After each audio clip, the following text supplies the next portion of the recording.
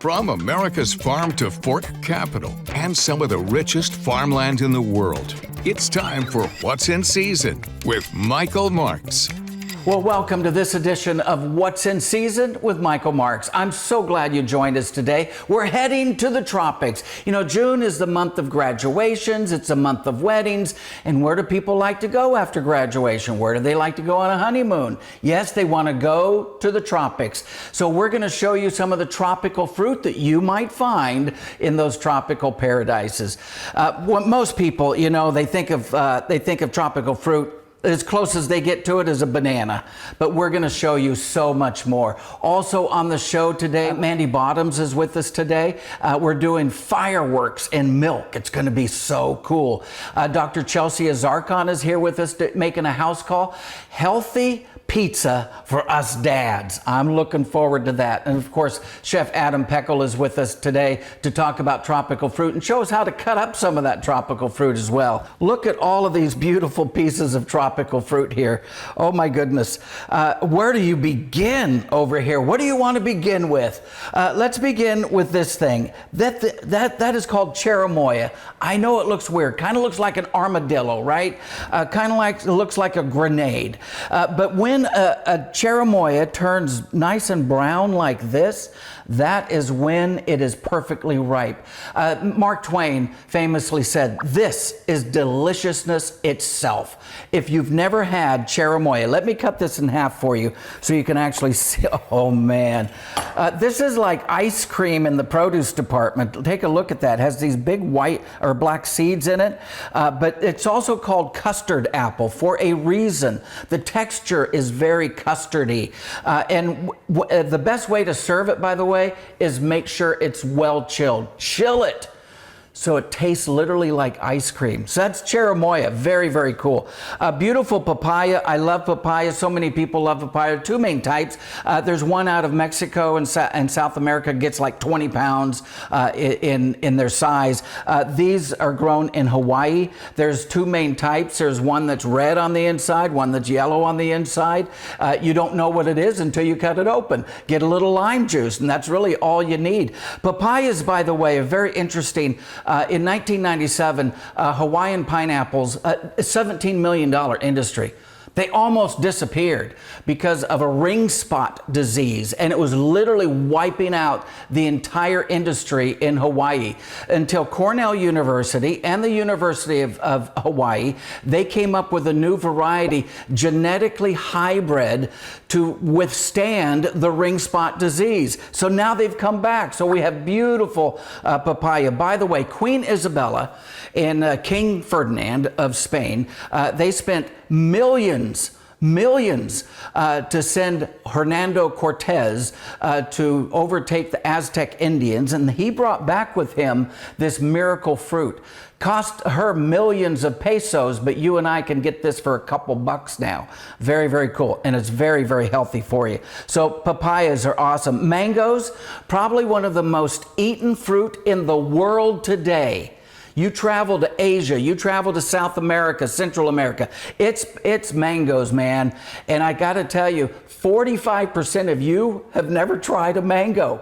2/3 of you have never tried a papaya. You are missing so much. You wanna go to the tropics? Well, it's real cheap. Just walk down the produce aisle and buy some of the tropics. What else do we have? Oh, Kawano, take a look at that. It's also called horn melon. Oh, you gotta be careful with this because they are spiky. Let me cut this in half and show you. It's kind of like a cucumber on the inside. Take a look at that jelly.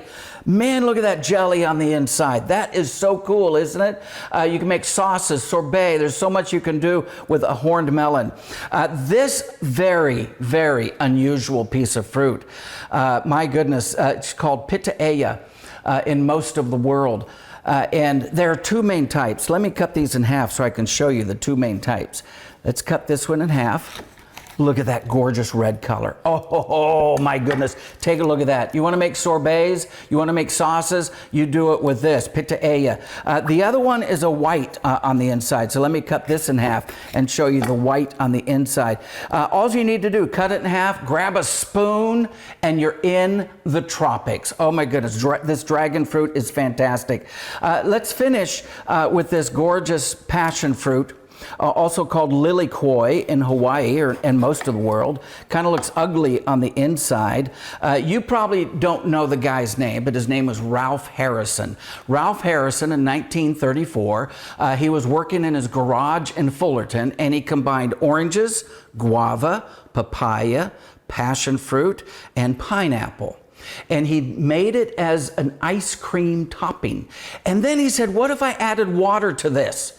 Yes, Hawaiian Punch. That's when it came up with Hawaiian Punch. Ralph Harrison was the guy's name. And take a look at this. A baby pineapple and, of course, a pink pineapple. Let me cut this pink pineapple just so you can see that beautiful pink pineapple. You want to go to the tropics? You don't have to go to the tropics. Just walk down the produce aisle and you can have this. Hey, coming right up, by the way, we're going to have Mandy Bottoms with us from Ag in the Classroom. Don't go away.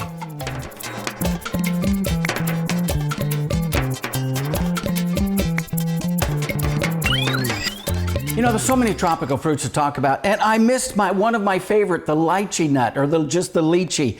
Take a look at these. There's several different varieties. Most of them, actually, China grows most of them in the world, followed by India, and then followed by Vietnam. But this is a lychee nut.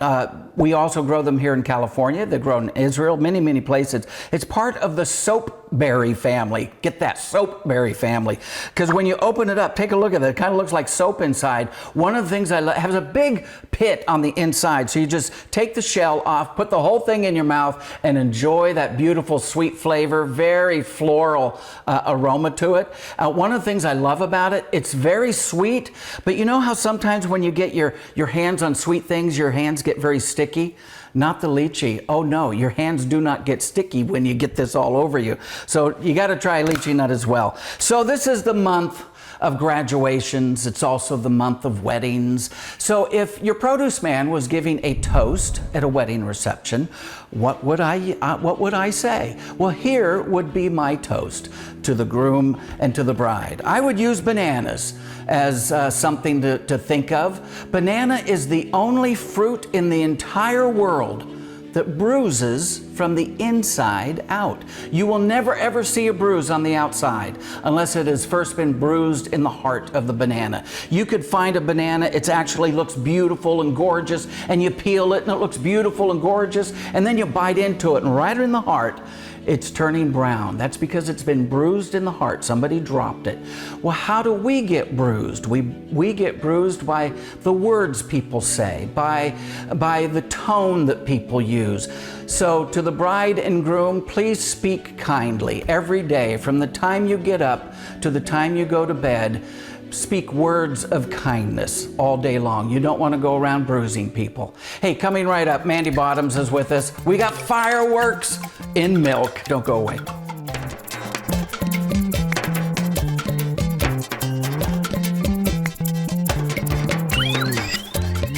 Hey, thanks for staying with us today. By the way, if you have any questions, you have any suggestions for topics for What's in Season with Michael Marks, you can just write to us, what'sinseason@cbs.com.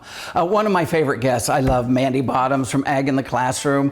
And dairy is a big agricultural crop here in California, right? People are surprised that for all the fruits and vegetables we produce, dairy is still number one here in California. Yes, it is. And most people think that other state up there produces more dairy, right? But no, California, we are number one. We are. So today we're doing an activity where most of these are household items. We're going to use milk to actually make fireworks. Woo-hoo. So it's almost firework season, so we'll go ahead and do that. So all you need is a milk. It can be any type of milk, food coloring, a few cotton swabs, and then some clear dish soap.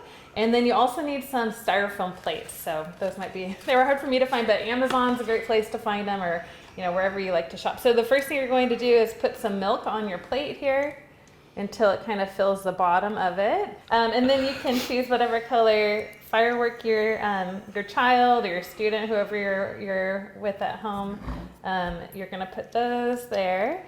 And then you'll take a cotton swab and you're just going to dip it in some dish soap. And the only reason clear helps is it helps you see the fireworks better. And then you're just going to have your child stick it into the middle of the milk.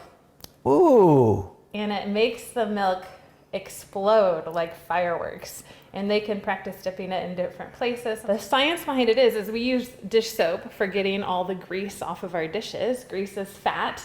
There is fat in milk. And so what happens is when you add that dish soap in, the fat doesn't want to be anywhere near it, and so it explodes. So it's fun to try this activity. You could try let's do another one. Let's do another one. I loved You how want to do it. Yes, I loved how that looked. Okay, so oh my goodness. You can go ahead and fill the plate with some milk. Yeah, us big kids enjoy things like this too. And what kids really like to do is if you use vitamin D, you can do it again and try skim milk or heavy whipping cream, and it will actually react differently every time you do it based on the percentage of fat in the milk. Okay. All right, here we go. Here we go. I'm just so excited about this. Oh, look at that. Oh my goodness, I'm like a little kid back in fourth grade. This fourth grade science. Love this. Oh, that is so cool. Tell us a little bit about Ag in the Classroom. Yes, Ag in the Classroom is a nonprofit organization, and we help parents, teachers, grandparents help their kids in their lives learn about where their food and fiber comes from. And we do that by free resources, events, programs that we have, and our website is learnaboutag.org. Oh my goodness, Mandy Bottoms is so cool. You made me a little giddy today. Hey, don't go away. Dr. Chelsea is with us today, making a house call, a healthy pizza for us dads.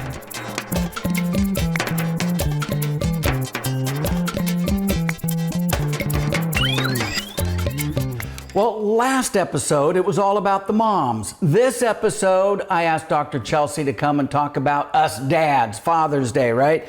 So she's going to help us make a very healthy pizza. My job is with the sauce. So here's some nice marinara sauce. One of my tricks I love to do is I love to get the Italian seasoning. And so how much Italian seasoning is too much Italian seasoning? Well, when you can't see the red of the tomato, of the marinara sauce, that's when you have enough Italian seasoning.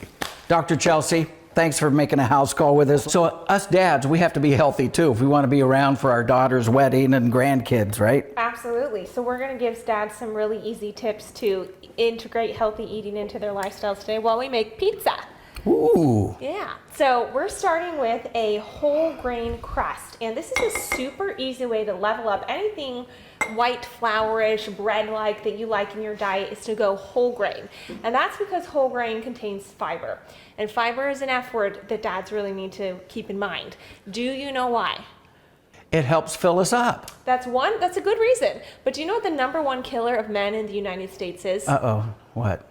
Heart disease. And fiber helps reduce the risk of cardiovascular disease. So we're starting with the whole grain crust, and we're going to put that nice marinara that you mixed up on top. Now, I think you know why we want tomato on our pizza. Oh, lycopene is very, very good. A very powerful antioxidant, right? That's right. So tomatoes contain lycopene among other antioxidants, and research has shown that these antioxidants are protective against prostate cancer, which is the most common cancer in men. That's right. Harvard University, in their School of Public Health, their study said that we have a 45% less chance of getting prostate cancer if we have high levels of lycopene. So what better way to get it in? Pizza! There are research studies on pizza, actually, and helping with that because of the lycopene.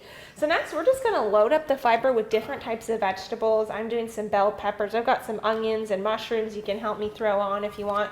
So what vegetables do is they're going to increase the fiber, but they also contain phytochemicals, which are basically chemicals that the plants make that are medicinal for us. And a lot of times these come from plant pigments. So this is where the idea of eating the rainbow in fruits and vegetables comes in. Having a diversity of vegetables in your diet also helps maintain a healthy gut microbiome. So we want to get a lot of those, load that up on our pizza. And then I also actually like to put some arugula on. That's one way that you can get towards your 1 cup of anti-cancer leafy greens daily. Okay, Dr. Chelsea. Yes. I need some meat on my pizza. Yeah, so we're going to do some protein. And protein's important because it helps everybody with maintaining muscle strength, which strengthens your bone as you age and helps balance your blood glucose. So I've got 3 types of protein Okay. for you actually. We're starting with some uncured turkey bacon. So turkey bacon is a great source of protein. It's a very lean meat, but uncured is very important because there is a link between cured meats and colon cancer and heart disease. So uncured turkey bacon is a nice way to get that pizza feel and still have a lean protein. I've also got 2 cheeses. We've got Parmesan. You can sprinkle the Parmesan on if you like. And we've got mozzarella. So both of these are high protein cheeses. If you look at a Mediterranean food pyramid, cheese is kind of near the top. So a food to enjoy in moderation. It has some healthy fats in it, but we don't want to overdo it. I'm using sliced mozzarella instead of shredded. It has less of the fillers that can be kind of icky. Oh, interesting. Yeah, Okay. Yeah, so I'm using sliced, but we've got some grated Parmesan. I also like to use imported cheeses since other countries have higher dairy standards, and a lot of times we get a more quality, healthier product. And then we're going to finish off with garlic. Okay. And as you know, garlic has a lot of health benefits, but especially good for heart and for blood sugar balance. So in this one little pizza, we've got your fiber. Ooh, let's not forget California olives. Olives, I'm glad you caught that. And olive, these are just brined in salt water, a great source of heart healthy fats. And our tomato sauce also is made with olive oil, great source of heart healthy fats. Okay, so I would imagine 425 in the oven, 15, 17 minutes. We've got a healthy pizza. Dr. Chelsea, thanks so much for being with us and making a house call today. Thanks for having me. Don't go away. Guess who's up? Yes, Chef Adam Peckel is here. How do we get into some of these tropical fruits? Don't go away.